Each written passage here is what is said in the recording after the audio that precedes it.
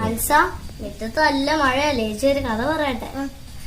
അതല്ല, പറ പറ. ഞാന് ഒരു അതിബുദ്ധി ആപത്ത് കഥ പറയാതെ. ഒരു ദിവസമില്ലേ, ഒരു കൊക്കുണ്ടായിരുന്നു, മണ്ട കുത്തിയുള്ള ഒരു കൊക്ക്. അതൊരു കുളത്തിന്റെ അടുത്തായിരുന്നു ആ കൊക്ക് താമസിക്കുന്നത്. ഒരു ദിവസം ഭയങ്കര വേനൽക്കാലമായി. കുളത്തില് വെള്ളമെല്ലാം പറ്റാൻ തുടങ്ങി. മീനുകളെല്ലാം പേടിക്കുമായിരുന്നു. അപ്പോൾ ഈ കൊക്ക് വെള്ളത്തിലോട്ട് ഇറങ്ങിച്ചു മീനുകളോടെല്ലാം ചോദിച്ചു, നിങ്ങൾ എന്നെ ഇങ്ങനെ സങ്കടപ്പെട്ടിരിക്കുന്നു. അപ്പൊ മീനുകളെല്ലാം പറഞ്ഞു, വെള്ളമെല്ലാം പറ്റാറായില്ലേ, ഞങ്ങളെല്ലാം ചാകില്ലേ. അപ്പൊ കൊക്ക് എന്ത് പറഞ്ഞെന്നറിയാം? കൊക്ക് പറഞ്ഞു, ഞാൻ നിങ്ങളെ വേറൊരു കുളം വരെ കൊണ്ടുപോകാം. കൊക്ക് ഓരോ മീനെ കുത്തിയെടുത്ത് പറന്നു ഒരു പാർക്കല്ലെ കൊണ്ട് എല്ലാത്തിനും പിറക്കിയാണ് തിന്നു. അങ്ങനെ ഞണ്ടിന്റെ സമയമായി.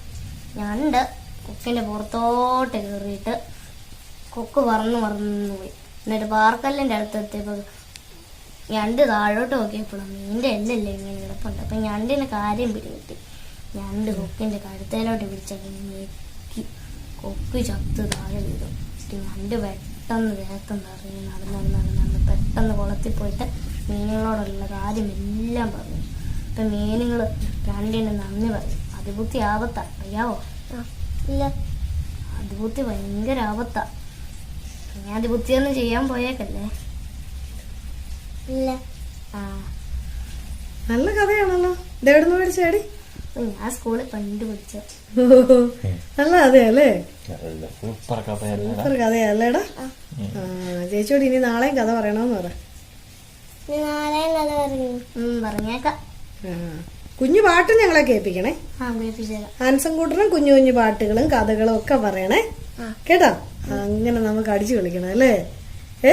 അടിപൊളി. നമുക്കൊരു മാസം ഇങ്ങനെ അടിച്ചു കളിച്ചാലോ? ഇഷ്ടല്ലേ? റെഡിയാണോ?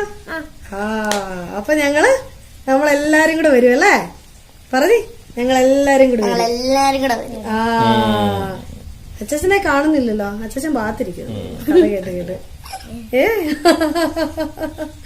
നമ്മളെല്ലാരും കൂടെ അല്ലേ? അല്ല ഹൻസപ്പ, ബൈ ബൈ പറഞ്ഞേ. ബൈ ബൈ, നാളെ കാണാന്ന് പറ.